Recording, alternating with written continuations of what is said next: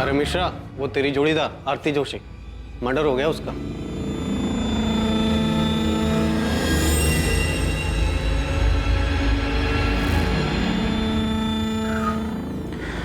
किसी ने सच ही कहा है, जैसी करनी वैसी भरनी।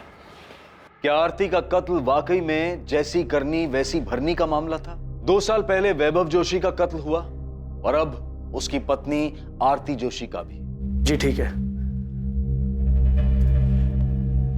पुलिस स्टेशन जाना होगा मुझे अभी। पुलिस के कुछ सवालों के जवाब देने हैं। आपको आरती को ऑफिस एडमिनिस्ट्रेशन के इश्यूज संभालने के लिए कहना ही नहीं चाहिए था। मैंने नहीं कहा था उसको, खुद गई थी वो। मुझे समझ में नहीं आ रहा कि उसे उनसे मिलने की जरूरत क्या थी। सीए के ऑफिस से लोग आए थे ना, मना कर देना चाहिए था यार। आपको ना उस गीता से पहले ही दूरी बना लेनी चाहिए थी। अरे पहले मुझे पुलिस को हैंडल करने दो, देखते हैं क्या सवाल पूछते हैं लोग।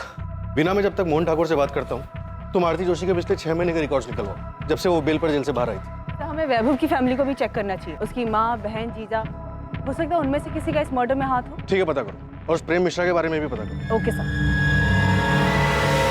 नमस्कार साहब। उस्मान, खबर तो मिल गई होगी तुझे? साहब मुझे नहीं, पूरे शहर में खबर फैल चुकी है। आपको कुछ पता चला कि कौन है वो लोग? नहीं, लेकिन कोचिंग क्लासेस के पियोन रान सेवक और एडमिन इंचार्ज चंद्र सक्सेना की मदद से हम उन दोनों का स्केच बनवा रहे हैं जिन्होंने आरती का मर्डर किया था। कहना मुश्किल है कि स्केच कितना सटीक बनता है, क्योंकि दोनों सीए फर्म के एम्प्लॉय बनकर आए थे, तो जाहिर है थोड़ा भेस बदल कर आए होंगे। पर खैर, इसके अलावा कोई दूसरा चारा भी नहीं है। कुछ भी करके इन्हें ढूंढ निकालना हो, अपने सारे सोर्सेज, अपने सारे नेटवर्क का इस्तेमाल कर। हमेशा कहा कि वैभव के मर्डर में हम आरती को लेकर गलत थे। एक बार इसका हाथ में आना दो साहब, मैं फौरन अपना नेटवर्क काम पे लगा दूँ। आखिर ये दोनों बच के जाएंगे कहाँ? गले पर गहरा कट है, पेट और चेस्ट पर 7 बार चाकू जैसी तेज धार वाली चीज से वार किया गया। इसके पति को भी ऐसे मारा गया था। उसी के मर्डर की सजा इसके बॉयफ्रेंड प्रेम मिश्रा और उसके 2 साथी प्रकाश वर्मा और कमलेश जायसवाल को मिले। वो तीनों अभी भी जेल में। ये आरती 6 महीने पहले बेल पर बाहर आई थी, अब इसका भी मर्डर हो गया। डॉक्टर, क्या वैभव मर्डर केस में हम गलत थे? तो पता नहीं। अगर गलत हुए हैं तो जिसने भी वैभव का मर्डर किया था वो शायद इसके बेल पर बाहर आने का इंतजार कर रहा था। ऐसे ही मौका मिला, उसने इसे भी मार दिया। शायद कोई ऐसा शख्स जिसे इन दोनों की मौत से ज्यादा फायदा होने वाला था। दिलीप, हमें आरती के खिलाफ ठोस सबूत जुटाने होंगे। हम प्रेम मिश्रा और उसके साथियों के बयान पर भरोसा नहीं कर सकते, क्योंकि आरती कोर्ट में यही कहेगी वो बेकसूर है। ऐसे में उसे सजा दिलवाना मुश्किल होगा।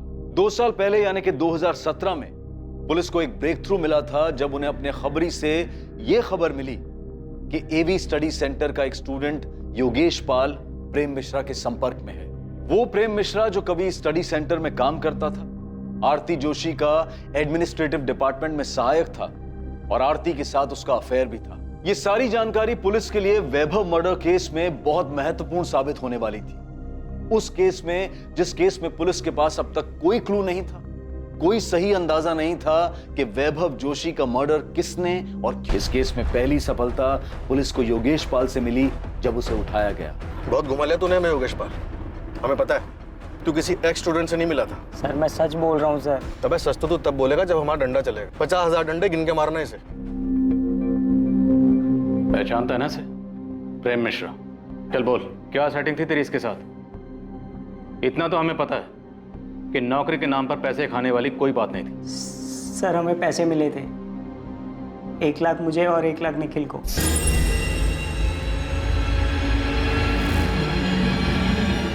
किसने दिए थे?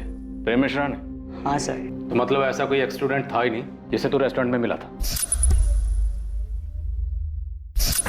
नहीं सर। पुलिस स्टेशन में जो फोन आया था वो किसने किया था? मैंने किया था सर। मैं वो हूँ जिसका कोई चेहरा नहीं है, उन लाखों करोड़ों में से एक जो बेरोजगार घूम रहा है। क्या इस सब का वैभव जोशी के एवी कोचिंग सेंटर से कुछ लेना देना है? जब बिना रोजगार कोई भूखा मरता है ना, वो भी 1 लाख रुपए भर के, तब उसकी परेशानी किसी को नहीं दिखाई देती। पर अब मैं निश्चिंत हूँ, क्योंकि अब आपके पास भी एक परेशानी है, ये जानने की कि जिसने मुझे परेशान किया उसके साथ क्या हुआ, क्यों हुआ। सर मैंने वैभव सर को नहीं मारा सर। मुझे और निखिल को 1-1 लाख रुपए मिले थे सर। उस दिन जब आप कोचिंग सेंटर आए थे ना सर, तो हमने पहले ही प्लान बना लिया था कि निखिल वो पैसे लेकर नौकरी देने वाली बात उठाएगा और मैं आपको वो पुराने स्टूडेंट की कहानी सुनाऊंगा। योगेश, तू पुलिस को फ़ोन करेगा। उसके बाद जब पुलिस पूछताछ के लिए स्टडी सेंटर आएगी तो निखिल तू पैसे लेकर के नौकरी देने वाली बात को हवा देगा। फिर तू पीछे से पुलिस के पास जाएगा और आग में घी डालेगा कि तुझे एक स्टूडेंट मिला था और उन्हें हिंट देगा कि वैभव को शायद उसी ने मारा। तुमने और निखिल ने प्रेम मिश्रा से पैसे लिए, उसका काम किया, और अब कह रहा है कि तुझे नहीं पता। सर मुझे सचमुच नहीं मालूम सर कि उस मिश्रा ने वैभव सर को मारा है या नहीं, पर सर इतना पता है कि उनका कुछ हाथ है इसमें। कुछ हाथ होना भी जुर्म होता है, और जितना तेरा और निखिल का है ना वो भी जुर्म है। सर गलती हो गई सर। सर मुझे पैसे की जरूरत थी सर, मुझे माफ कर दो सर, गलती हो गई सर।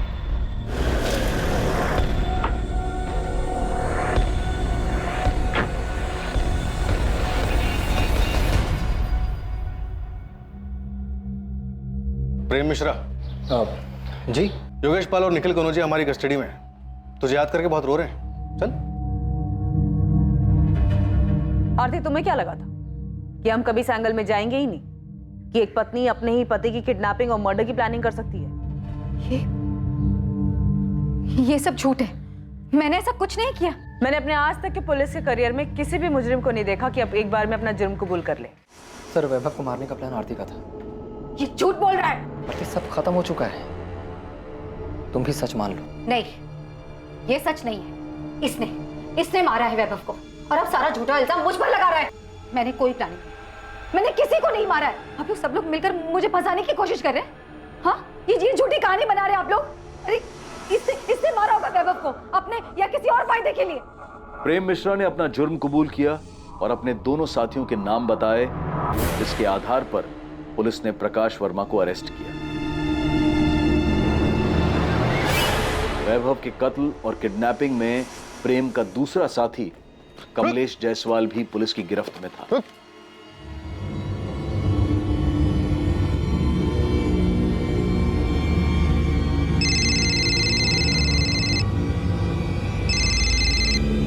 हेलो, अभी तक पहुंचे क्यों नहीं? वैभव स्टडी सेंटर से निकलने वाला हूँ। हाँ, बस पहुंच रहे हैं, पास में ही है। याद रखना, सिर्फ वैभव को उठाना है, उसे ही मारना है। हाँ, हमको अच्छे से पता है क्या करना है, तुम टेंशन मत लो, सब ठीक से हो जाएगा। झूठ बोल रहा है ये। हाँ, हमारा अफेयर चल रहा था। मैंने इसे उस रात कॉल भी किया था, लेकिन वो कॉल किसी किडनैपिंग या मर्डर प्लान के लिए नहीं था। सर, ये झूठ बोल रही है। ये सारा प्लान इसी का था। यही मेरे पीछे पड़ी थी कि वैभव को मार देते हैं। किडनैपिंग से लेके मर्डर का पूरा प्लान इसी ने बनाया था।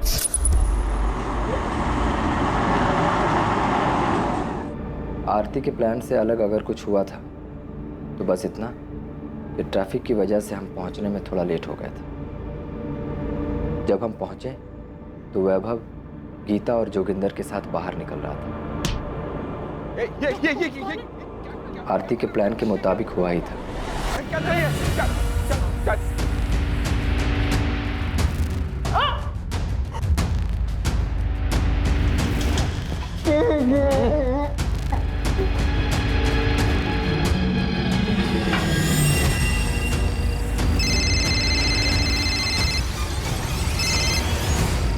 प्रेम, काम हो गया? हाँ, हो गया। हम वैभव को लेकर के जा रहे हैं, तुम अपना नाटक शुरू कर दो। जैसा बोला है ना वही करना, कोई गलती मत कर देना। अरे हाँ मेरी जान, तुम टेंशन मत लो, सब वैसे ही होगा।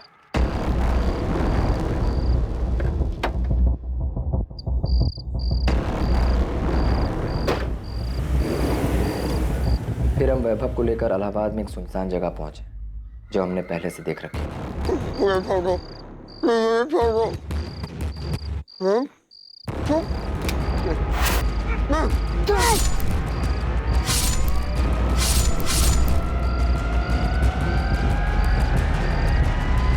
अरे आप इसकी बात सुनी क्यों रहे हैं?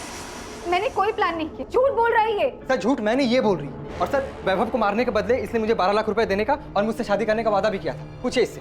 क्या बकवास कर रहे हो तुम? कौन आपके पति को मारकर उसका इल्जाम आप पर डालेगा? आरती जोशी, अब नाटक बहुत हो गया, बंद करो, अपना जुर्म कबूल करो। मैं कोई नाटक नहीं कर रही, मैंने कोई प्लान नहीं किया। नहीं मारा है मैंने वैभव को। प्रेम मिश्रा ने झूठ बोलकर मुझे फंसाने के पैसे लिए हैं।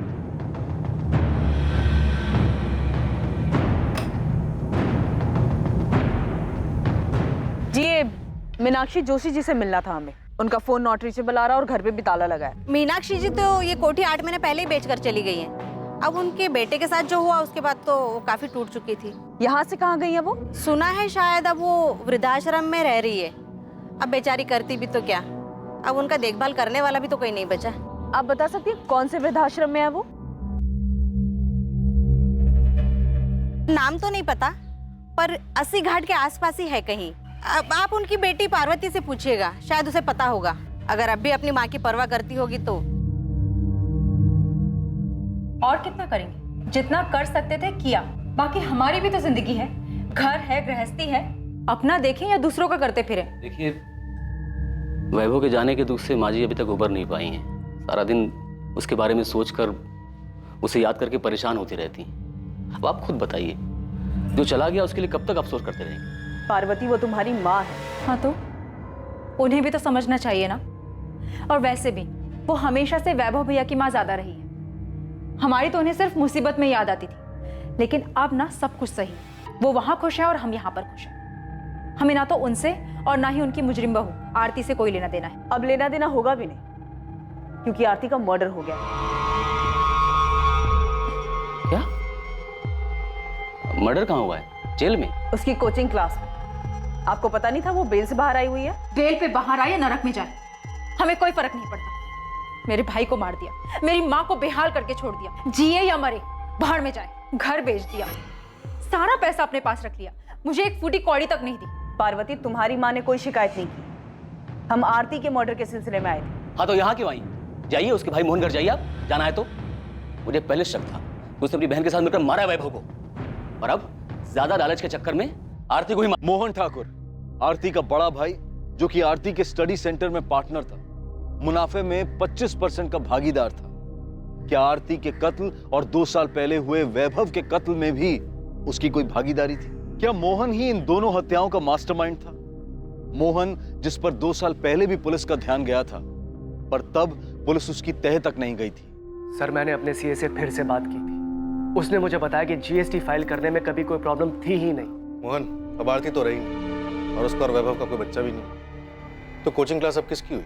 सर, मैं समझ रहा हूँ आप क्या कहना चाहते हैं, मगर आपको एक बात बता दूं कि जब आरती जेल में थी तो उसे बाहर निकालने के लिए मैंने अपना दिन रात एक कर दिया था सर। हाँ पता है, 11 लाख का बॉन्ड साइन किया था आरती के लिए। सर, सिर्फ उतना ही नहीं, बेल पर बाहर निकलने के बाद आरती हमारे साथ ही रही थी। उसके पास जाने के लिए कोई जगह नहीं थी। जाहिर सी बात है, वैभव की माँ तो उसे अपने साथ रखती नहीं, और हमने सुना है कि वैसे भी सही सुना तुमने, उन्होंने अपना घर बेच दिया और अब वृद्धाश्रम में रहती। तो ऐसी हालत में मैंने ही उसे सहारा दिया था सर। वो अपनी जिंदगी एक नए सिरे से शुरू करना चाहती थी, मैंने पूरा सपोर्ट दिया उसे। तुम्हें पता उसकी जमानत कभी भी खत्म हो सकती थी। तो मैं दोबारा बेल करवाता। सर, वैभव के साथ शादी के बाद वो वैसी बहुत भुगत चुकी थी। अब आरती के मर्डर के बाद तो उसकी जमानत का मामला भी खत्म हो गया। तो पता लगाइए ना किसने मारा है आरती को, कि आरती के मर्डर में इस प्रेम मिश्रा का हाथ हो, या फिर वैभव की फैमिली ने बदला लेने के लिए आरती का मर्डर करवाया है। तुम्हें लगता है कि वैभव जोशी का मर्डर आरती ने करवाया था? सर, मुझे यकीन नहीं था। मैं बार बार आपसे कह रहा था कि आरती ऐसा नहीं कर सकती, और मैं क्या, आरती ने भी आपसे चीख चीख कर यही कहा था कि उसने अपने पति को नहीं मारा है। पहले आप ही लोगों ने कोर्ट में साबित किया कि आरती ने ही अपने पति को मारा है, फिर आप ही ने उसे सजा दिलवाई, और अब आप मुझसे पूछ रहे हैं कि आरती ने सही में अपने पति को मारा था। हम भी ये मानते हैं कि शायद उस केस में हमसे चूक हुई थी। कोई तो ऐसा एंगल था जिसकी तह तक हमें जाना चाहिए था। मोहन, मैंने कुछ लोगों को पड़ोसी से पूछताछ करते हुए देखा। सुषमा, आरती हमारे साथ में रहती, जाहिर सी बात है ये लोग पूछताछ करेंगे। मुझे बहुत डर लग रहा है। डर को अंदर रखो, चेहरे पे मत लेकर आना।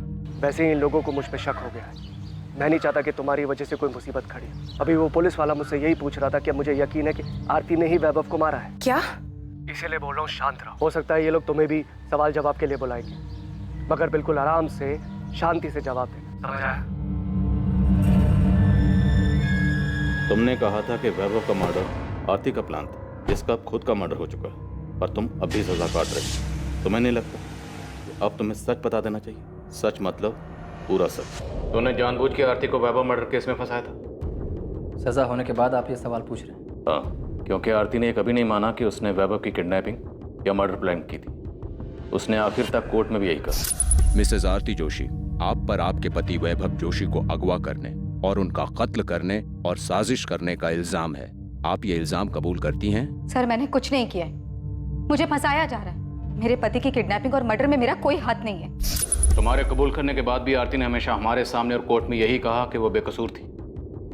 वो बहुत शातिर औरत थी, आखिर तक अपना गेम खेलती रही। वो चाहती थी कि सारा इल्जाम मैं अपने सर ले लूं। शातिर वो थी या तुम?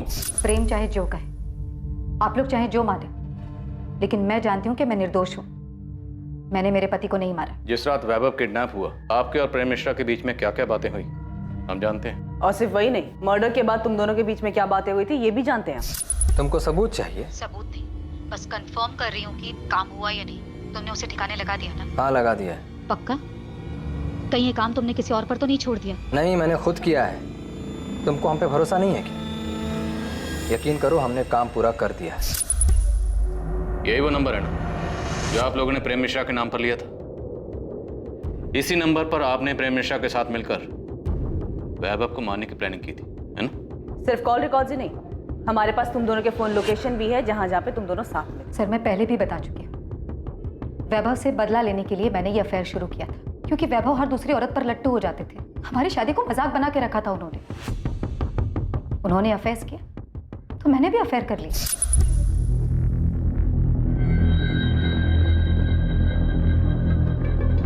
मैं जब प्रेम के साथ थी तब भी मुझे अच्छी तरह पता था कि वैभव मेरा पीछा कर रहा है, मुझ पर नजर रख रहा है।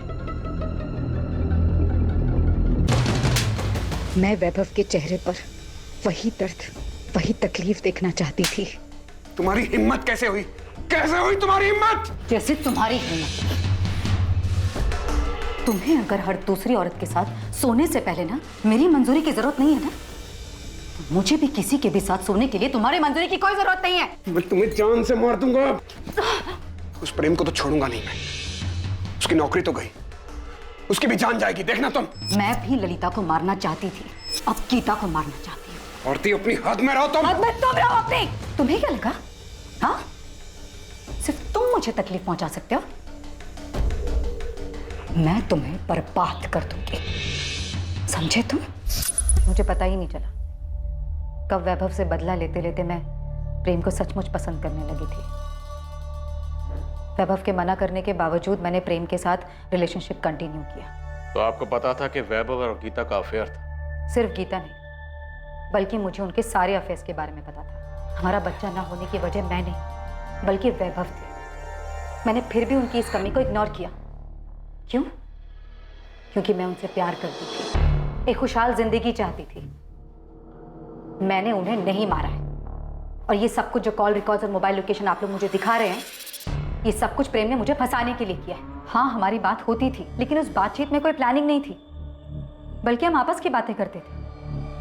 लेकिन मुझे ये नहीं पता था कि प्रेम के दिमाग में ये सब चल रहा है।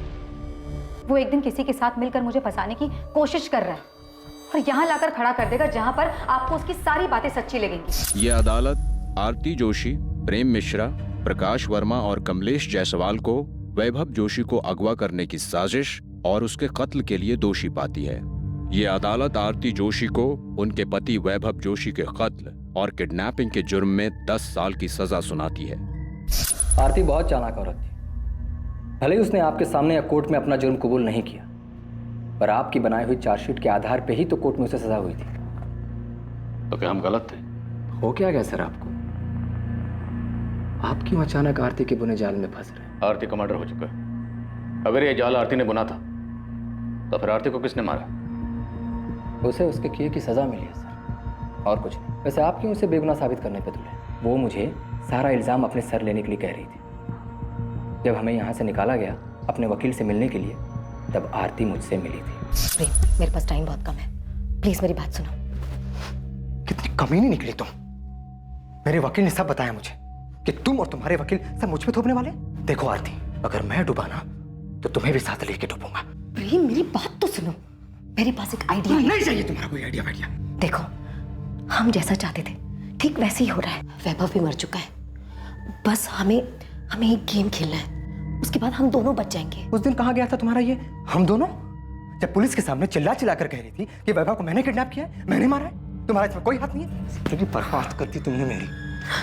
मैंने कोई जिंदगी बर्बाद नहीं की प्रेम। एक बार ठंडे दिमाग से सोच कर देखो, अगर हम दोनों जेल में रहेंगे तो किसी काम के नहीं रहेंगे। वाह, तो अब तुम ये चाहती हो कि मैं जेल जाऊं और तुम बाहर मजे करो?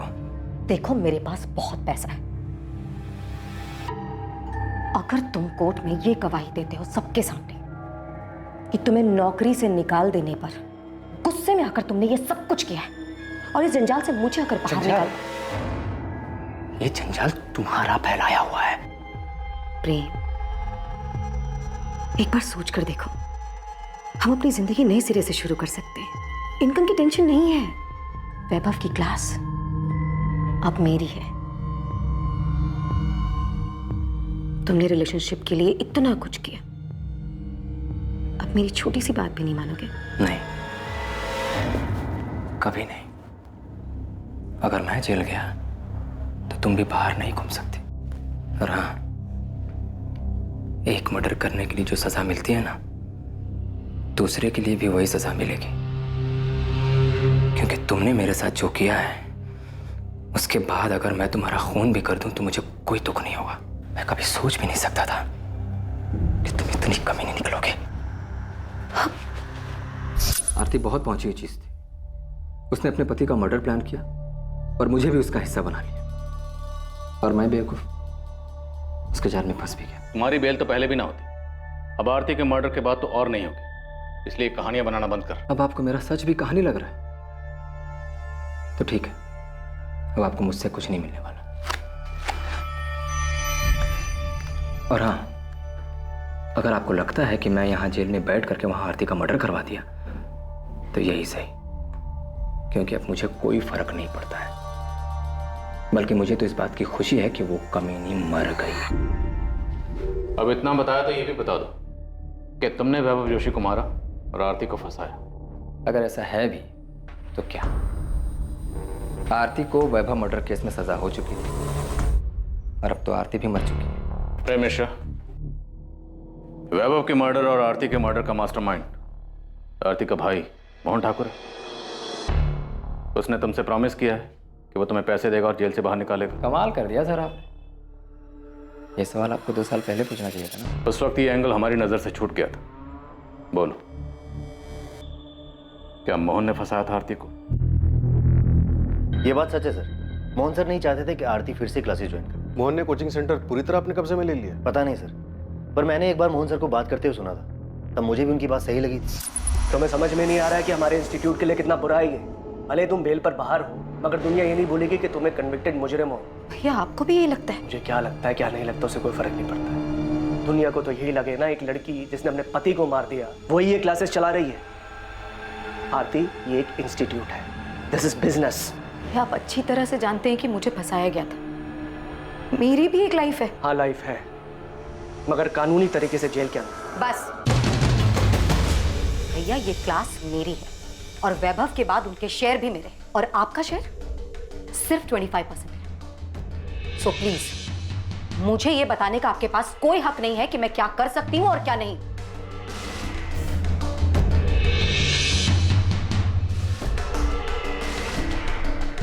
ये बात भी सच है सर, क्या आरती मोहन सर की जिम्मेदारी बन गई। वैभव के मर्डर में आरती के अरेस्ट होने के बाद जब कोचिंग सेंटर मोहन ने संभाला, तब क्या कभी उसकी किसी हरकत से ऐसा लगा कि वैभव के मर्डर में उसका भी हाथ हो सकता है? सर मुझे तो कभी उनके बिहेवियर से ऐसा कुछ लगा नहीं, पर हाँ क्लासेस में बातें होने लग गई थी कि वैभव सर मर चुके हैं, आरती जेल में है, और ये सब कुछ अब मोहन सर का ही।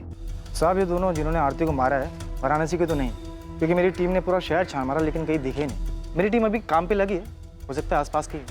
साहब मुझे ऐसा लगता है कि आपको आरती के भाई मोहन ठाकुर पे फोकस करना चाहिए। ना तो हमें वैभव जोशी के कॉल रिकॉर्ड से कुछ मिला और ना ही मोहन ठाकुर। आरती के कॉल रिकॉर्ड से भी ऐसा कुछ नहीं मिला जिससे हमें कोई लीड मिल सके। साहब आरती के बिल के पीछे मोहन ठाकुर की साजिश है, इसका तो कोई प्रूफ नहीं है, लेकिन हाँ उसके पड़ोसी से बात की तो पता चला कि मोहन और उसकी बीवी आरती के साथ में रहने से खुश नहीं थी। वो तो क्लासेस के लालच में उनको मजबूरी में अपने साथ में रख रहे थे। आपने जब आरती को अरेस्ट किया वो टाइम हमारे लिए बहुत अच्छा नहीं था। हमारा एक बच्चा है जो अभी क्लास 7 में आया है। आप खुद ही बोली, हर जगह आरती की खबर छप रही थी, तो बच्चे पर क्या असर हुआ होगा। तो अगर आरती के अरेस्ट होने से आपको इतनी परेशानी हुई, तो जब आरती जमानत पर बाहर आई तब तो आपको और भी दिक्कत हुई होगी। आप जैसा समझे सर, लेकिन आरती जैसी जिद्दी लड़की मैंने आज तक नहीं देखी। घर पर रहने तक तो ठीक था, लेकिन वो क्लासेस में प्रॉब्लम क्रिएट करने लगी। उसे समझ ही नहीं आ रहा था कि उसके क्रिमिनल रिकॉर्ड की वजह से क्लासेस पे क्या असर पड़ेगा। एक काम करते हैं, आपके 25% शेयर की आने वाले 5 साल की जो इनकम बनती है ना, वो मैं आपको पे कर देती हूँ, ठीक है? आरती, इतना आसान नहीं है ये। शेयर दोगी तुम? 2 साल जब तुम पर तुम्हारे पति के मर्डर का केस चल रहा था ना, और फिर तुम्हें सजा हुई, तो यही थे जिन्होंने क्लासेस संभाली थी। ये बात बार बार बोलकर आप मुझे क्या जताना चाहती हैं? आप दोनों ने मिलकर बहुत बड़ा महान काम किया है मुझ पर। वो क्लासेस मैं और मेरे पति मिलकर चला रहे थे। वही पति जिसका तूने खून कर दिया। एक नंबर का घटिया और एहसान फरामोश इंसान था वो। बुरा मत मानो, तुम भी ना कुछ कम नहीं हो। आरती, तुम्हें पता भी है तुम्हारे यहाँ रहने से हमें क्या क्या सुनना पड़ता है? उस वक्त भी लोगों ने हमें न जाने क्या क्या कहा था। वाह, आपको तो सब याद है, लेकिन ये याद नहीं होगा कि पति का मर्डर करने वाली उसी औरत की क्लासेस की कमाई पर आप ऐश कर रही हो। लेकिन हाँ, मेरे यहाँ रहने और क्लासेस ज्वाइन करने से आप लोगों की जिंदगी तबाह हो जाएगी। तुम्हें यहाँ पर रहने से कौन मना कर रहा है? तुम रहो ना यहाँ पर, तुम्हारा ही घर है। हम बस इतना चाहते हैं कि तुम क्लासेस से दूर रहो। हमने आरती को कितना समझा, लेकिन उसने हमारी एक नहीं सुनी। क्लासेस जाना छोड़ा नहीं उसने। और आपके पति मोहन ठाकुर? मेरे पति आरती के बड़े भाई, क्लासेस शुरू करने में उन्होंने ही उसकी हेल्प की थी, जिसके बदले मोहन को कोचिंग के प्रॉफिट में शेयर मिलता है। हाँ, तो ये उनका हक बनता है। लेकिन मेरे पति लालची इंसान नहीं है कि क्लासेस के लिए अपने जीजा और बहन का मर्डर करवा देंगे। सुषमा जी, हम यहाँ सिर्फ आरती के मर्डर की बात कर रहे हैं। आपके पति ने वैभव जोशी का मर्डर किया या नहीं किया, ये तो हमने पूछा ही नहीं। ये तो आप खुद कह रहे हैं। हाँ, वो तो मैंने यूं ही बोल दिया। हो सकता है ये लोग तुम्हें भी सवाल जवाब के लिए बुलाएंगे, मगर बिल्कुल आराम से, शांति से जवाब देना। बोल दिया क्योंकि आप उन पर इल्जाम लगाए जा रहे हैं। इल्जाम तो हमने लगाया ही नहीं सुषमा। क्या वैभव जोशी का मर्डर आपके पति मोहन ठाकुर ने करवाया, और अब आरती का मर्डर भी उन्होंने करवाया? नहीं सर, ऐसा कुछ भी नहीं है।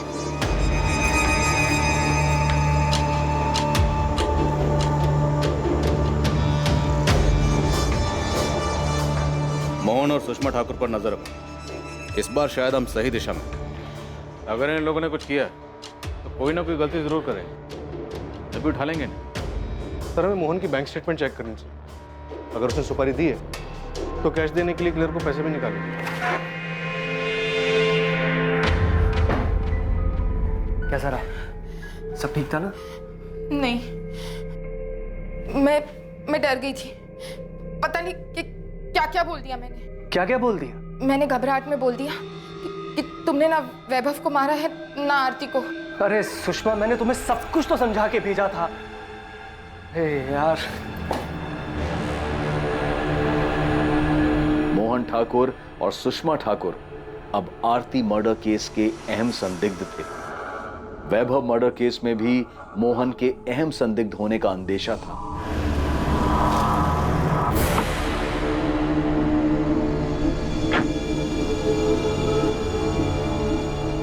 प्रेम मिश्रा से भी लगातार अलग अलग तरीके से पूछताछ की गई, इस उम्मीद में कि शायद प्रेम से कोई लीड मिल पाए जिससे वैभव और आरती मर्डर केस में मोहन की भागीदारी का पता चल सके।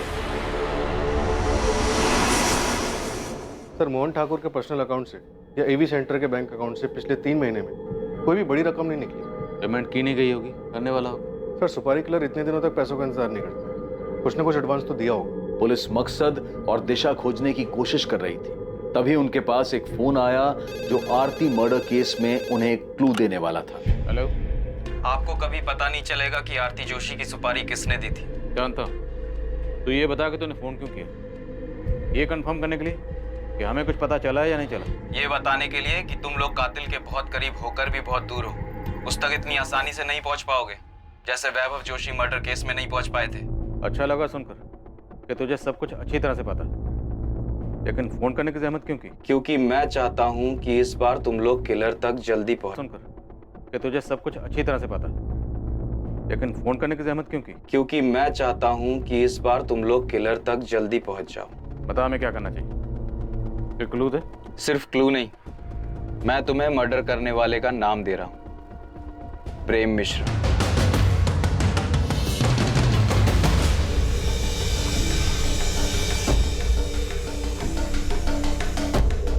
बिना पिछले 2 महीने में तो किसी भी अपराधी की बेल नहीं हुई है। क्या फिर भी आप अपने रिकॉर्ड में चेक करके बता सकते हैं कि प्रेम मिश्रा अब किसके साथ सेल शेयर कर रहा था और उनमें से कौन कौन बाहर है और किस किस से उसकी बातचीत थी?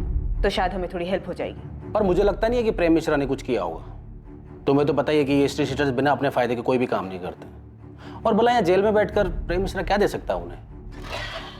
सर, फोन इलाहाबाद के पीसीओ से किया गया था, लेकिन पीसीओ वाले को याद नहीं है कि फोन किसने किया था। इस तरह अचानक से फोन आना, प्रेम मिश्रा का नाम लेना, वैभव जोशी मर्डर केस की याद दिला रहा है। याद है वो नौकरी के नाम पर झांसा देने वाले रैकेट की इन्फॉर्मेशन के लिए फोन आया था, जो योगेश पाल ने हमें गुमराह करने के लिए किया था। सर, एक कॉल भी वैसे ही लग रहा है जैसे वैभव जोशी मर्डर के टाइम पर आरती से गुमराह करने के लिए हमें किया गया था, लेकिन इस बार शायद मोहन ठाकुर से डाइवर्ट करने के लिए किया गया। नहीं सर, मोहन ठाकुर नहीं लग रहा। सर, वैभव जोशी के टाइम पर आरती हमारी प्राइम सस्पेक्ट नहीं थी और उस वक्त हमें गुमराह करने का मकसद था कि हमारा ध्यान अपने प्राइम सस्पेक्ट से आरती की तरफ न जाए।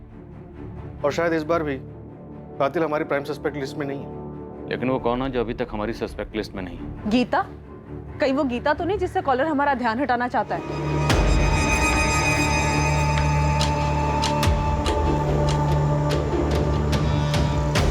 गीता ने वैभव के मर्डर का बदला लेने के लिए आरती का मर्डर कर दिया। सर, गीता और वैभव अफेयर में थे। वो शायद शादी करने वाले थे, लेकिन उसके पहले ही वैभव का मर्डर हो गया। तो जब आरती को बेल मिली तो गीता ने अपना बदला लेने के लिए उसका मर्डर करवा दिया होगा। आरती को बेल किस ग्राउंड पर मिली थी? हेल्थ ग्राउंड पर सर। उसे अर्थराइटिस था। दिसंबर 2018 में आरती को जेल हुई थी। उसके भाई मोहन ने जनवरी 2019 से बेल के लिए ट्राई करना शुरू किया। आरती को फाइनली बेल मार्च 2019 में मिली।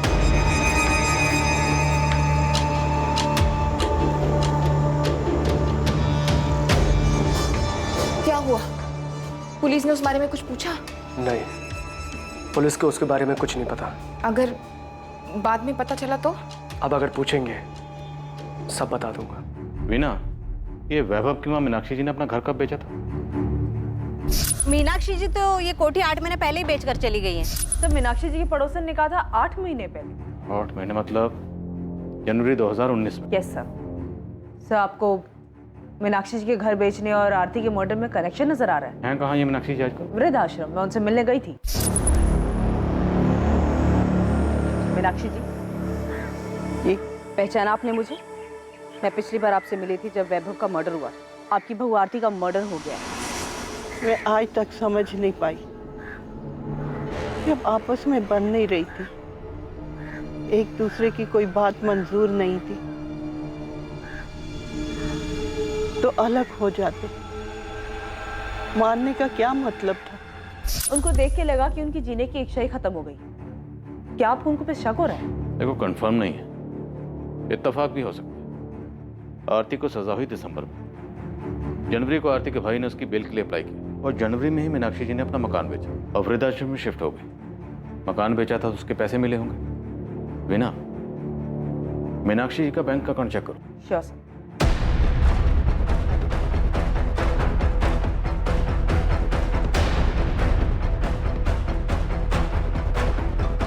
उस्मान, मीनाक्षी जोशी के कॉल रिकॉर्ड्स नहीं है क्योंकि वो फोन यूज ही नहीं करती। सर, बिना फोन के कोई कॉन्टैक्ट प्लेयर को सुपारी कैसे देगा? हम मीनाक्षी जोशी के दामाद किशोर और बेटी पार्वती के कॉल रिकॉर्ड्स देख रहे हैं। उनके दामाद का कहना है कि वो और वैभव पहले दोस्त थे, बाद में रिश्तेदार बने। हम दोनों एक दूसरे के बहुत करीब थे। मैं तो वैभव को तब से जानता था जब हमारा रिश्ता बना भी नहीं था। लेकिन ये पार्वती और किशोर तो मीनाक्षी को देखने तक नहीं जाते। तुम दोनों पे नजर रख, कभी कभी तीर अंधेरे में भी निशाने पर लग जाता। मैं मूर्तिगंज पुलिस स्टेशन से assistant sub inspector Veena Shukla बोल रही हूँ। मुझे एक अकाउंट की डिटेल्स जल्द से जल्द चाहिए। मैं रिक्वेस्ट मेल कर दे रही हूँ, थोड़ा जल्दी कीजिएगा।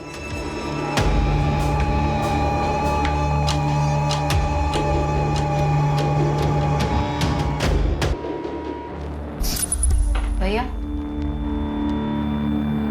ये क्या है? क्या है?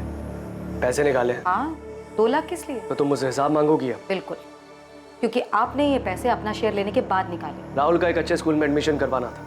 2 लाख रुपए चाहिए थे एडवांस फीस के। मेरे प्रॉफिट शेयर में से कट कर लेना। हाँ, तो आपको बताना चाहिए था ना मुझे। तुम कहना क्या चाहती हो? मैंने चीटिंग की है? मैं ये नहीं कह रही हूँ भैया, मैं सिर्फ इतना कह रही हूँ कि आपने ये पैसे निकाले और मुझे नहीं बताया। मैं भी जिंदा हूँ, मरी नहीं हूँ। सड़ रही थी तुम जेल में। मैंने दिन रात एक करके पैसा खर्च करके तुम्हें जेल से बाहर निकाला और तुम मुझ पर, अपने बड़े भाई पर चढ़ रही हो। तुम ये बात घर पर आकर भी कर सकती थी ना।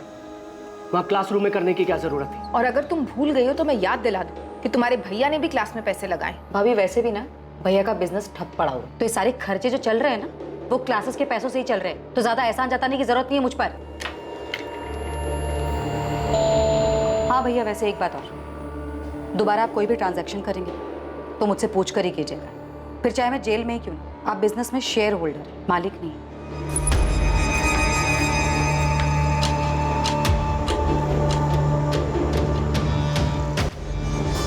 जिस अंधी गली में इन्वेस्टिगेशन दाखिल हुई थी, उसी अंधी गली से आरती जोशी मर्डर केस का आखिर में रास्ता खुलने वाला था। पुलिस ने अंधेरे में जो तीर चलाया था, वो तीर आरती मर्डर केस में निशाने पर लगा था। लेकिन इस सफलता से पहले एक उससे भी बड़ी सफलता इस केस में सामने आने वाली है। आसमान बोल, पार्वती और किशोर का कुछ पता चला? सर वहाँ कुछ मिले या ना मिले, यहाँ 2 पंटर मिले, ये वसीम बेग और बिलाल कुरैशी। कौन है ये दोनों? मैडम ने आप लोग को बुलाया है।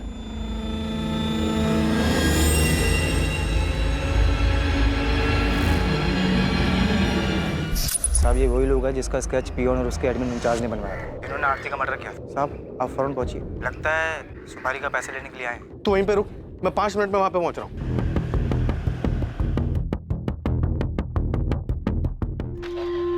सर, आपका शक सही था, काफी घुमाकर प्लानिंग की गई। मीनाक्षी जोशी के अकाउंट से पैसे दिए गए? नहीं सर, लेकिन घर बेचने के बाद की कहानी कुछ और है जो हमसे छुपाई गई। हमसे चूक हो गई सर, हमने सिर्फ मोहन का अकाउंट चेक किया, लेकिन घर बेचने के बाद मीनाक्षी जी को 55 लाख रुपए मिले, जिसमें से 40 लाख रुपए उन्होंने पार्वती के अकाउंट में ट्रांसफर किए। ये किशोर और पार्वती तो कुछ और ही कहानी सुना के गए थे। उन्होंने तो कहा था कि मीनाक्षी जी ने घर बेचने के बाद उन्हें कुछ नहीं दिया। हमसे झूठ बोल रहे थे वो दोनों। घर बेच दिया, सारा पैसा अपने पास रख लिया, मुझे एक फूटी कौड़ी तक नहीं दी। पार्वती और किशोर कुछ ज्यादा ही ओवर एक्टिंग कर गए। सर उनको तबीयत से तोड़ते सारी एक्टिंग निकल जाएगी। Sir 102 number.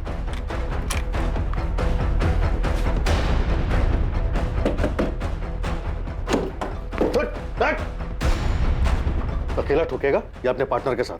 बुला वसीम को। वसीम! चलिए माँ जी, पार्वती और किशोर आपका पुलिस स्टेशन में इंतजार कर रहे हैं। बैलेंस पैसे लेने आए थे सर। तुम दोनों में से मुझे फोन किसने किया था? मैंने किया था सर, वो भी हमारे प्लान का हिस्सा था।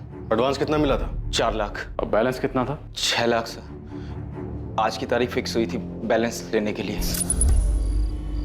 ये 4 लाख है, बाकी 6 काम होने के बाद कल काम हो जाएगा। अच्छा, उसके सीए का नाम सुरेश पुजारी है। एक बार में याद हो गया था भाई, उसके जीएसटी का भी पता करके आए। तुम टेंशन मत लो, कल काम हो जाएगा।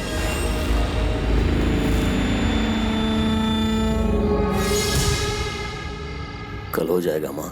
कह दिया उसे कि उसे भी उतना ही दर्द होना चाहिए जितना मेरे बेटे को हुआ था। उसे दर्द होगा, वैभव से ज्यादा दर्द होगा उसे। आरती को मारने की प्लानिंग आपने जनवरी में शुरू कर दी थी। मैं पहले ही मारना चाहती थी, लेकिन जनवरी में पक्का कर लिया था। आज फिर कोर्ट में उसकी बेल की सुनवाई है माँ। बस उसे बेल जल्दी मिल जाए। देखिए, लगता तो इस बार जल्दी मिल जाएगी। आप यहाँ क्या कर रही हैं?